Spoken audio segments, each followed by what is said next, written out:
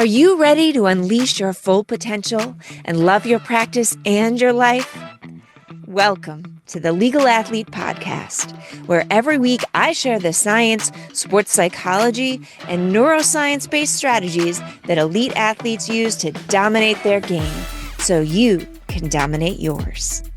I'm Jess Sargus, your host and high performance coach for lawyers. With over 22 years as a trial attorney and legal exec, I've been where you are. But I'm also an undefeated former MMA fighter and coach for professional combat athletes.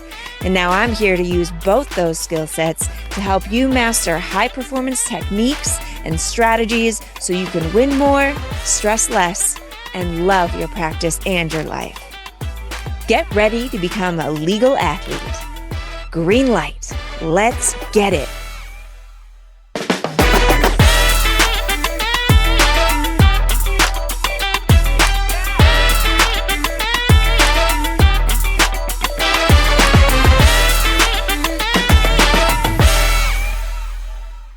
Welcome to the first full episode of The Legal Athlete, where we explore how you can harness, own, and master the mindset and techniques of elite athletes to achieve optimal performance in your legal career. I'm Jess Sargus, a high-performance coach for lawyers, and today we're talking about how to crush your execution at trial like an elite athlete. Now, you might be wondering, what do athletes and trial lawyers have in common? More than you think. Both face high-stakes pressure, both need to deliver peak performance when it matters most, and both are driven to compete and win. Just like a game or fight day for an athlete, a trial day for a lawyer is the culmination of months, sometimes years of preparation. Now let's dive into 3 key components that elite athletes use to dominate and crush their performance when it matters most. And this is how you can apply these same principles to elevate your trial performance. The first one is mindset. You need to train like it's game day every day. Athletes know that mental strength is just as important as physical ability. They visualize their success, whether it's making the game-winning shot or finishing the race strong. Lawyers can use the same techniques in their trial preparation. So here's how. First, you want to visualize your trial success, and this serves 2 purposes. One, for your self-confidence and self-image, some subconscious aspects, and one, for your mental mapping. So first, to increase your subconscious confidence, you're going to want to picture yourself delivering your opening statements confidently, handling objections with ease, wrapping up your closing arguments. Any stage of trial that you want to deliver perfectly, you're going to want to visualize it, go through it in your brain. Create a mental movie of yourself commanding the courtroom, just crushing your execution from start to finish. Absolutely perfectly. And delivering your arguments exactly as you have planned them. So that's the first part, training for your self-confidence, your self-image, and your subconscious, where you have executed these steps of trial in your brain already. Second, from a neuroscience perspective, when you create real and vivid images in your brain, not only are you increasing that subconscious confidence, but you're creating neural pathways for your brain to use when real events occur and you want to respond in a certain way. The more times that you repeat that visualization, the more ingrained those neural pathways become, so that your reaction and the way that you visualize becomes inevitable. Think about the pommel horse guy from the Olympics. There are amazing videos of him visualizing his entire routine while he's there on the floor and going through the motions that match up absolutely precisely with his actual physical medal-winning performance. That's the performance power of visualization. Our brains don't differentiate between the stories we tell ourselves or imagine and reality. It's all real to our brains. So tell the story that you want to be real and the actions you want to take without hesitation when it's all on the line. So the next part of mindset is you want to stay focused on the process, not the outcome, not the verdict.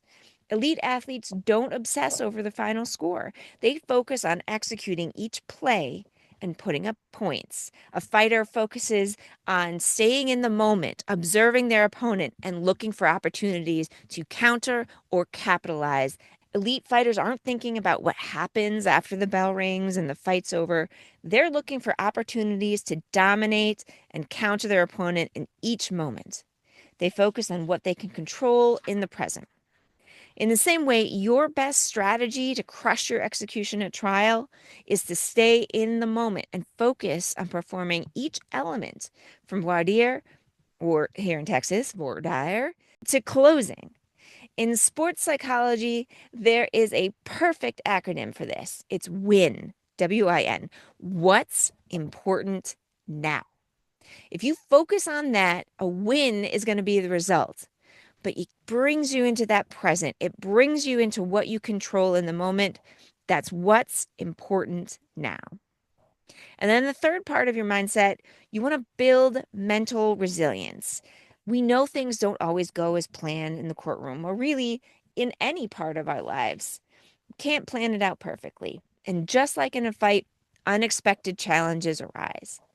My favorite Mike Tyson quote perfectly describes this.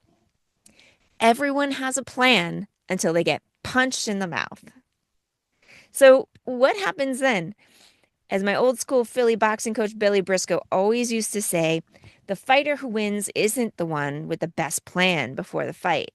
It's the fighter who can make the best adjustments during it. So, there will be things that don't go exactly as planned during trial. Don't get hung up on them. Embrace them as an opportunity to solve a new challenge or a new puzzle. Approach them as stepping stones to your inevitable success rather than roadblocks. You want to approach them with some fascination. Oh, isn't that interesting that happened? How can I shift my strategy now? How can I adjust? How can I use this to my advantage going forward? If you shift your perspective from frustration to fascination in this way and practice handling setbacks mentally, when things don't go your way, you can recover quickly and keep moving forward. The second part after mindset is your preparation.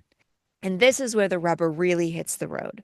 The championship is won on all the days before game day, before fight day. For elite athletes, preparation is everything. No one shows up at the Olympics or a UFC championship fight without thousands of hours of practice. And likewise, trial lawyers can't expect to perform well without meticulous preparation. I love the way that trial master Sean Claggett put it at the Trial Lawyers University conference I attended last week. You need to get so comfortable through repetition and so dialed in that there's no stress and no alternative but successful execution at trial time. So when you do the work to acquire, own, and then master the applicable law, critical trial skills, and arguments that you want to deliver, you make yourself unstoppable and winning inevitable. So here's how you can prepare like an athlete. First of all, master the fundamentals. Athletes train the basics over and over: footwork, conditioning, agility. As a lawyer, you need to master trial fundamentals, evidence rules, objections, courtroom procedure, the law that applies to your case, the facts of your case, every piece, so that you know your case, your client, the opposing party, the opposing counsel, the judge, the jurors, everything you need to rehearse and practice and know. Master the fundamentals that are crucial to your success. This is the basic foundation. Next, you want to simulate trial conditions. Athletes often train in conditions that mimic competition. So do the same thing with mock trials. Practice arguments in front of peers or your family as much as they can stand it. And rehearse your statements so you can sharpen your delivery under pressure. You can also test your delivery. You can do this with focus groups, either formal focus groups or a focus group of friends.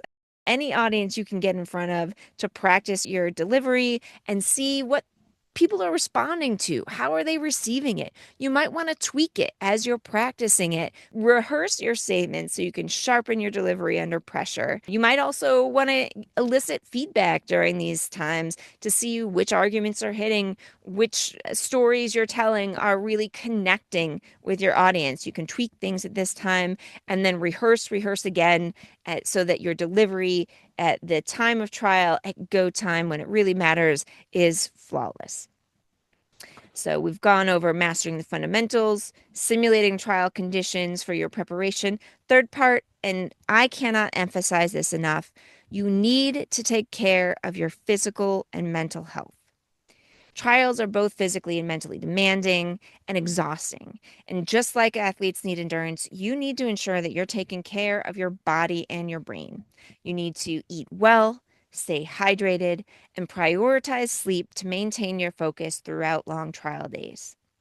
You need to ruthlessly carve out time to maintain your exercise routine, or at a minimum, to ensure that you're building movement through the day, at least 15-minute walks throughout the day.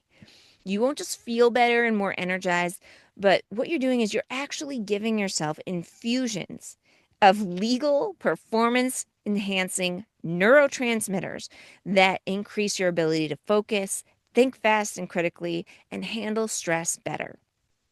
You're also going to want to eat to fuel a high performance machine, not to put your body into a coma.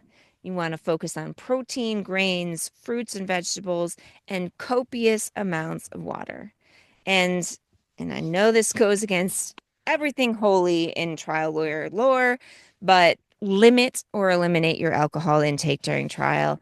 It dehydrates you, sends your glucose into a spike and a crash, and puts your body into extra stress that you do not need in one of the most stressful times of your career. So look, if you wouldn't want a surgeon who got 3 hours of sleep and is hungover to perform life-saving surgery on you or your loved ones, would you want your lawyer to be in the same kind of state when your future and your life is in their hands? And on sleep, together with exercise, it's the greatest legal performance enhancing drug that allows you to actually capitalize on all the skill learning, memory, and physical and mental endurance you need to execute at your best during trial. During sleep, the body consolidates memory and releases critical hormones that improve your focus, cognitive function, reaction times, endurance, and even overall energy levels. And conversely, insufficient sleep reduces your cognitive function and your physical and mental endurance. It's like adding concrete boots to climb up Trial Mountain. And when you've done all the work to prepare to execute at trial, why would you handicap yourself with a deficit that reduces your performance by up to 30% when every edge you can get could be critical for you and your clients? So get your rest. It is not a luxury, it is science. And then the third part, we've gone over mindset, we've gone over preparation. Third part is your execution, and that is trusting your training and staying in the zone. Elite athletes are able to perform in high pressure moments because they trust their preparation. And on game day, on fight day, they are fully present and fully focused. And you can do the same in the courtroom. So here's how to execute this at trial.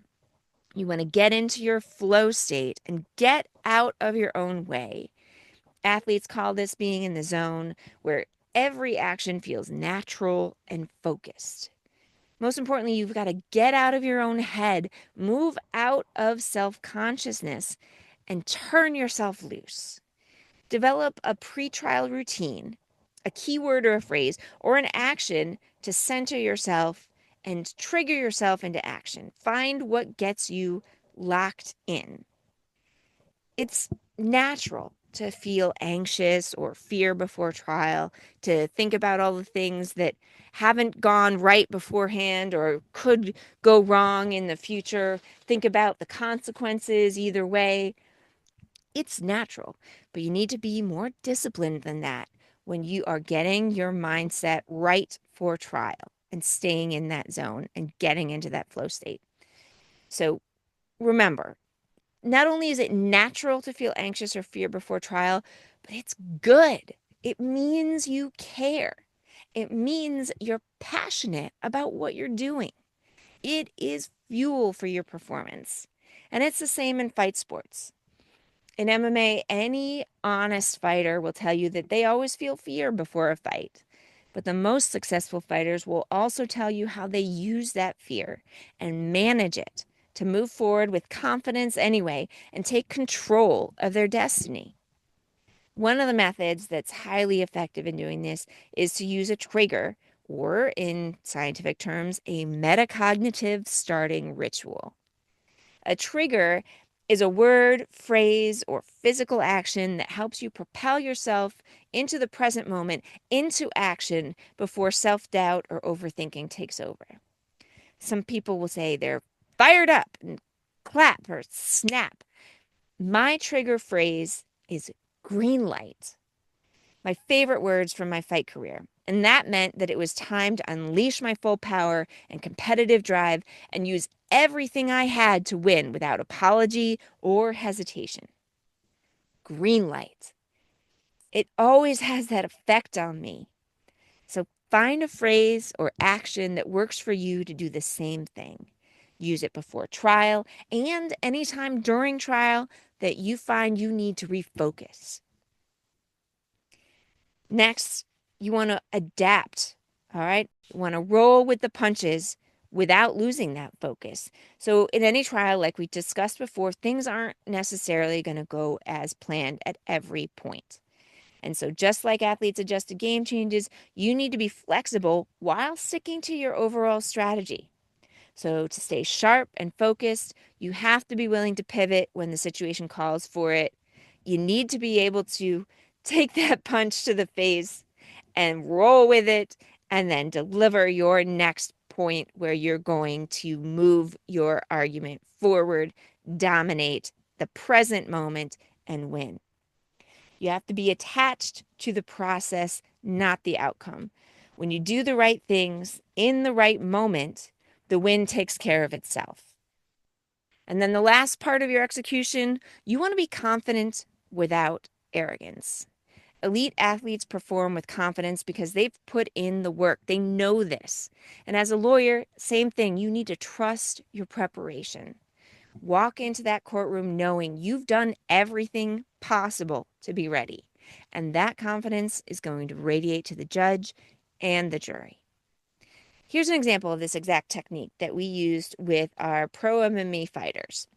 We had one fighter who had this champion mindset. And in fact, he did become a top 10 UFC fighter.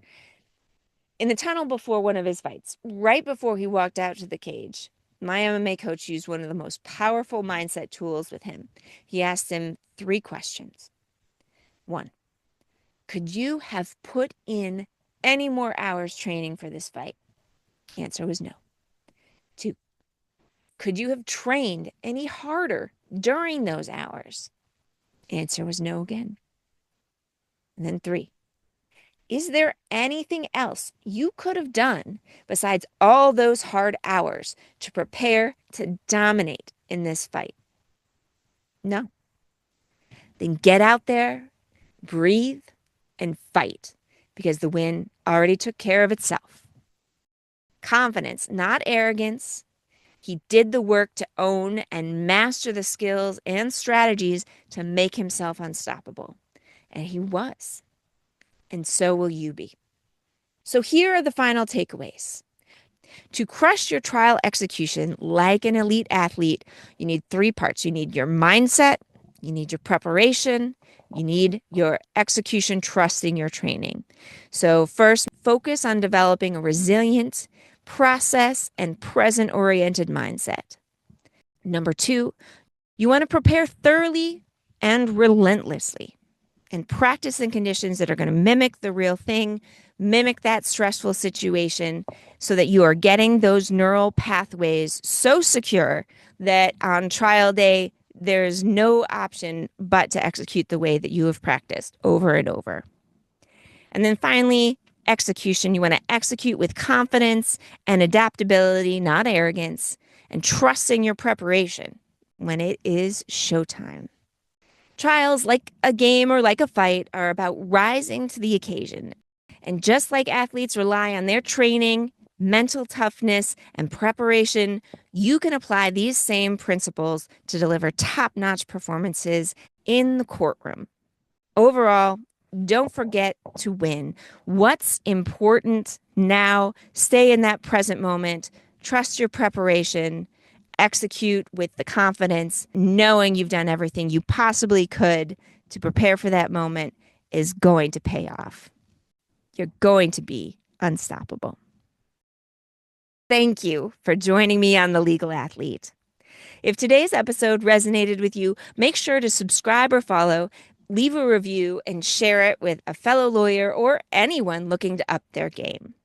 And if you want to dive deeper into any of these topics or want to explore a customized strategy to optimize your practice, send me a message. I would love to hear more. Until next time, legal athletes, keep training, keep preparing, and keep winning in the courtroom. Green light. Let's get it.